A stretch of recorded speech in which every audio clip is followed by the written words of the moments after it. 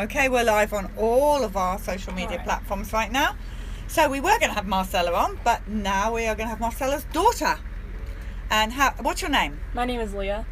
Leah, and how old are you? 17. You're 17 years old, and no one has persuaded you have to come on this bus and tell your story. Right. So we're really grateful that you're here to talk to us. And you were just saying your big love is music. Correct, yeah. Okay, good. I was just then trying to pull her into the Autism Trust. I just started on that brainwashing. You will come and work with us. Okay, so we're really going to talk about what it's like. Tell us from your point of view, because I think one of the things that's so misunderstood is the lives of siblings. Mm-hmm. So tell us when were you first aware that there was a problem in your household with vaccines? My sister was, I want to say, like in 8th grade or middle school, just into high school maybe. She wasn't going to school, and she was just always sick. She was in her room a lot, just wouldn't talk to us. Continuously having to be vitamins, and her and my mom were arguing because my sister didn't want to take the vitamins, and that was when I first knew that something wasn't right, because she was just taking all this stuff that I didn't have to take. And right. How old were you then, do you think, these first memories? Maybe 8 or 9 or so. I was young. And were you frightened? I'm just trying to think from an 8-year-old, from a sibling's point of view. Yeah, because I didn't, I always looked up to my big sister. She's always my role model. I always wanted to be like her. I just thought she was the greatest person ever. And here she is, I can't even talk to her because she's always angry that she's always sick and she's not going to school. And she was injured. Do you remember the vaccine that injured your sister? I think it was the MMR vaccine. Okay. And it was a bit later? Yeah, the vaccine that really, the incident that really traumatized me happened a couple years after that. She just got back from having the MMR vaccine, and she was sitting in the dining room and I was in the kitchen, and she's always been prone to seizures and stuff like that, but it always happened after the vaccines. But at this point my mom I don't think she was really fully aware and understanding that was causing it. She just knew that something was happening. And so I'm in the kitchen, and all of a sudden I hear a thump and then continuous thumping. So I go into the dining room and I see my sister alone on the hardwood floor, shaking rapidly, so hard, and then she bit her tongue, and so there's blood coming out. Oh, no. And so I call my mom, and she's in the other room. I just yell for her, and I'm just crying because my role model's on the floor. I think she's dying. I don't understand what's happening. And my mom tells me to call the ambulance. And so I'm on the phone with 911 telling them you come here, I don't know what's happening. And then I hear my mom saying in the distance, she's not breathing. Oh, and then her eyes roll back in her head. So at this point I think my sister's dying on me. It's extremely traumatizing, and this is why you telling us is so important for the other siblings. And she's my best friend, so I don't know what to do about it. And then the ambulance comes, and she snaps out of it, and she doesn't remember anything. And then my sister looks at me, and she asks who I am. And I tell her I'm her sister. She's like, I don't have a sister. She doesn't remember me. And so then the ambulance comes, and they take her away. And even then, I'm just all in shock. I don't understand what happened.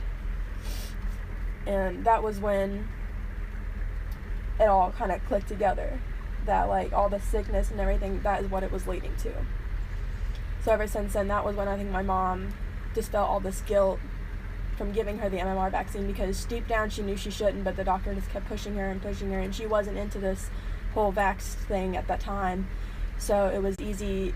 It wasn't easy, but she was just fine, just give it to her. That's what you really think she needs. And so then after all that happened, I saw my mom just being depressed because she felt so guilty that my sister had to go through that. And me and my mom, we've always been close, and so it was difficult seeing my mom in this depressed stage, and cause she just felt she did this, she ruined my sister's life.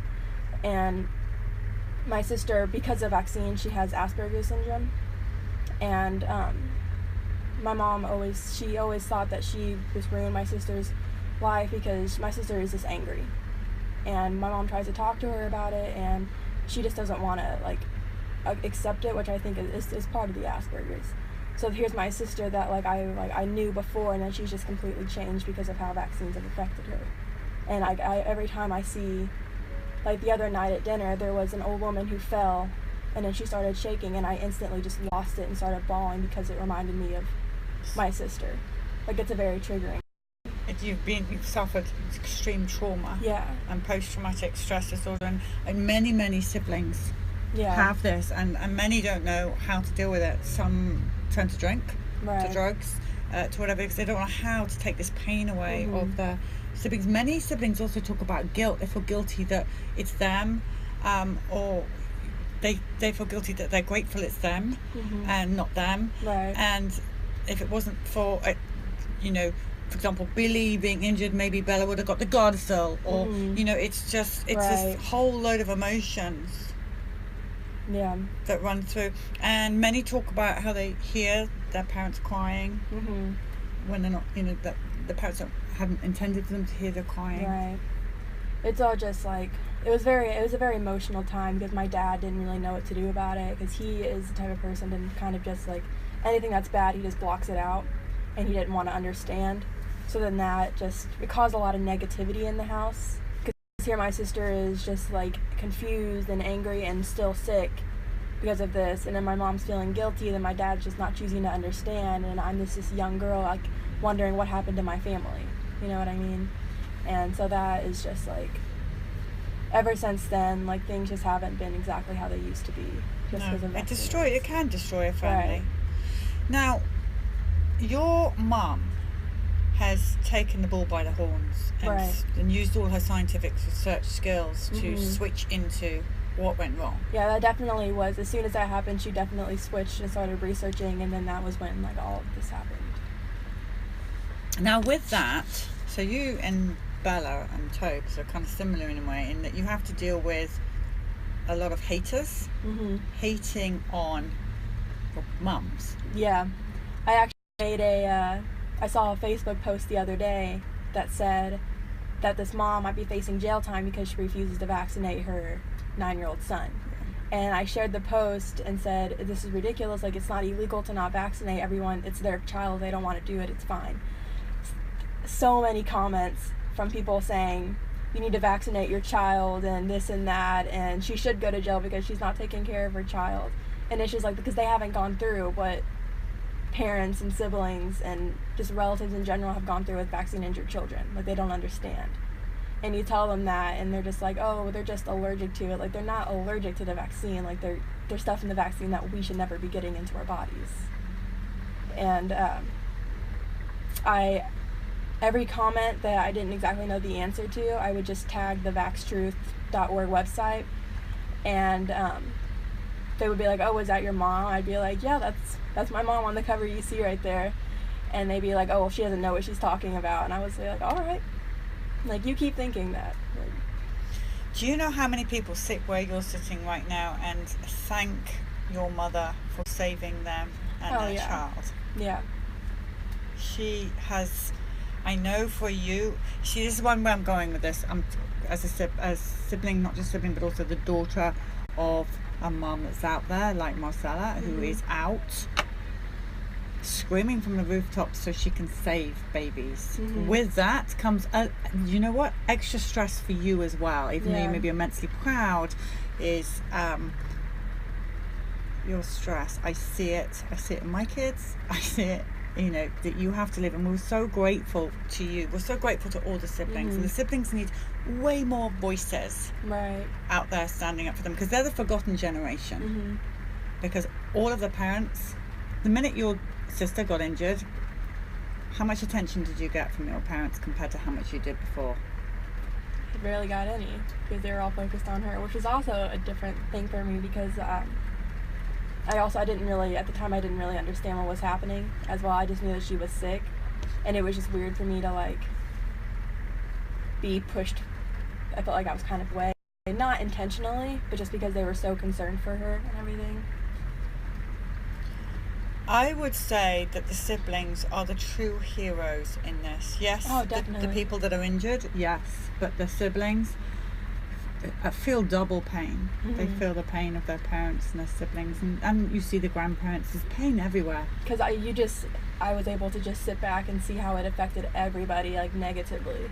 Like, no one was the same after that happened, and it was very different for me. Witness all of that, and it hurt me because, like, I always wanted to, like, help someone. Like, I'm the person that, like, I'll help someone before I help myself, and it hurt me because I couldn't help them. Yeah, you can't fix it. So I couldn't do anything to make them better, make my sister better, like my mom, my dad, anyone. So I was just kind of, like, helpless in that situation, and it made me feel, like, terrible.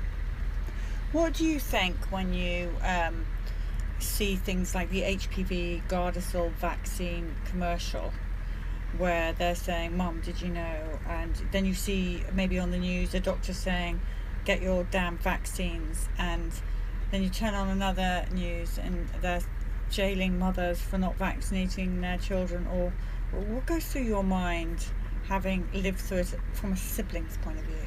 I just feel sad that they're pressuring all these mothers to vaccinate their children, because I feel like all parents, before they are aware of what vaccines are, they just vaccinate their kids just because they feel like they have to. And doctors, they'll persuade you so well to vaccinate your child. And so they do it. They load up all these tiny children with all these vaccines at one time. And just the fact that, like, I know what's going to happen, and the fact that there are these women out there that are doing it to their children, that it makes me sad that the children are going to go through what... Because they don't know. They don't know, yeah. Someone's just asking if you've been vaccinated. I presume you have, because you were 8 years old or something when you found out. I have been vaccinated. Actually, after my kindergarten shots, I was in the hospital for about 4 days because I woke up and I couldn't move I think it was my right leg. It just felt like pins and needles. Like, it was the most excruciating pain I've ever felt. Like, I had to have my dad carry me out of the bedroom to the car, and we had to go to the hospital and everything. And, like, even to this day, that was when I was in kindergarten, and I still remember that pain like it was yesterday. Like, it was the worst pain ever. Thankfully, I didn't have any long-term vaccine injured thing, but after that, that was the worst pain I've ever felt. What do you want to see happen? What for you is a good... If you could wave a magic wand right now, what would help you? Because it's so the world is so scary and disturbing, right, for someone like you who's 17. Yeah. With the knowledge that you have. Yeah. If I could wave a magic wand, I would just want the people to, when you say don't vaccinate your child because of these reasons, they don't look at you like they're crazy and they actually listen. Because I feel like everyone, even if, like, you know what's in the if a mother knows what's in the vaccines but she still chooses to vaccinate her child, I mean, that's her choice. I just wish people, I don't agree with it, but then again, at the end of the day, you can't, I feel like forcing someone to not vaccinate their child can also be as hurtful as making someone vaccinate their child in a way, just because it doesn't give them the right to choose what they want to do. I would just make people want to listen and like actually be open to the idea that, oh, maybe these things that we're putting in our bodies aren't as great as we thought they were, and that they're not going to help us as much as we thought. And I think this is, going back to your mum and the work that she does, is, people call her a crazy anti-vaxxer, as they call me and everybody else. And the thing is, she clearly was not, because you guys all got quite a lot of vaccines, really. Yeah. It was only when your sister had the seizure, mm-hmm, and she did the research. And they messed with the wrong woman. I mean, my goodness, they messed with someone who's a scientific background. Right. What has this done to your family? What is your worries for your sister as you get older and she gets older? What do you worry about? Well, since she's not really she chooses to not be a part of the whole anti-vax, I worry that it's going to be easy. Like, if she gets a job where they're like, you have to vaccinate, I feel like she will get the vaccination, and I feel like she might die from it, just because how terribly it affected her. So, see, a lot of people that are really, really high functioning, they think that we are saying it's your fault, or it's because of you, because of this has happened to you, then you're wrong, you're different. Now, your sister is different because of the vaccines, but somehow we have to get across that this is not her fault. This is totally not her fault. It's not her mum's fault. It actually is just the fault of the medical profession and the greedy people. And so many feel ashamed that we have to somehow try and work through that, so that, because she would be a great advocate. She would, and she was actually for a little bit. A couple of years ago, she was handing out Vaxxed cards, but soon she just started to grow hate because she believes that my mom used her as an experiment, which is absolutely not the case. So she's angry with your mom for vaccinating her. Yeah. So ever since then, like, this is not something me and my mom discuss with my sister. She doesn't discuss it with us. Like, she just likes to stay out of it because she gets angry when we discuss it with her. I don't really understand why, besides the whole she's mad at my mom for it, I guess. But that's why I also think that she might end up getting a vaccine again if she feels like she has to. It's very worrying, isn't it? Yeah. But then so you've got to worry about your mum and your mum's health, and because she's been ill as well. Oh yeah, definitely. That was like another trigger thing for me, because I was like, what happened to my sister with her being sick all the time is happening to my mom, and there was nothing I could do to help my mom. She was just miserable. She couldn't do anything. Like, she couldn't leave the house, she couldn't drive, like, and I just felt so bad because I couldn't do anything to help her. And I knew that, like, she had so much to do, like, she just had such a purposeful life, and she couldn't go out and do it because she was stuck at home because of her CRPS. You got a lot on your plate. You've had a lot on your plate. Yeah. You're an amazing advocate for siblings, and like I say, you know, they need to have many. I mean, you don't many siblings who have brothers or sisters that have been seriously brain damaged to the point where they will not be able to live at all on their own. Need a lot of support as well. So I really hope that you can join the sibling leaders in speaking out, because I think that there's a lot of post-traumatic stress there. I think that it's just a massive untold story in the future of what, I don't know what's going to happen, but I fear for the siblings. Yes, for the person who asked, are you saying the injured party feels shame? Yes, some of them have spoken to us. The ones that are very, very high functioning, and they fear that they're angry. They're very, very angry. They're angry with the medical profession, angry with the person, the parent, whoever it is that sent them for the vaccine in the first place. Why didn't you do your research? And I am like this. I can't express my feelings. I'm like this because you did this to me, mother. You sent me for this vaccine. So yes, they feel shame and they feel extreme anger. I do not have that in Billy because he doesn't understand, but I see it a lot in people that are very, very, very high functioning. Gardasil victims, flu vaccine victims, the older kids. So yes, I'm afraid that is something that many of us we don't know about, because our children are so severely injured that they can't tell us these things or don't understand these things. Thankfully my sister was able to come out of her injury high functioning. Like, she can do everything she used to do. It's just her thought process is different, and the way she understands things is different, and the way she acts towards everything is different. But she still is very high functioning, thankfully. I'm also very thankful that my other 3 siblings, I have a 5-year-old stepbrother, a 3-year-old sister, and a 2-year-old little brother. And my mom has convinced Megan, who was my biological dad's his ex-wife now, but she has convinced her that, like, not convinced her, but showed her the research, and she was very open-minded, and she I'm very happy that she was, because she's very Christian, and I didn't think that she would be understanding to it, just because of the whole, I know a lot of Christians that I'm friends with that are, like, oh, if it's a conspiracy theory like that, like that's not true, like, you know what I mean? Yeah. And thankfully she's very open to it, and so she doesn't vaccinate them at all. My other little brother, who was 10, doesn't get vaccinated. So I'm very, very... How are they? They're very well. I remember my 10-year-old brother, who is my oldest brother, I think he was vaccinated at birth, and as he got to where he should be talking more, he couldn't. Right, so he had a vaccine. Yeah, he couldn't, like, he just was very, he wasn't progressing as much as he should be.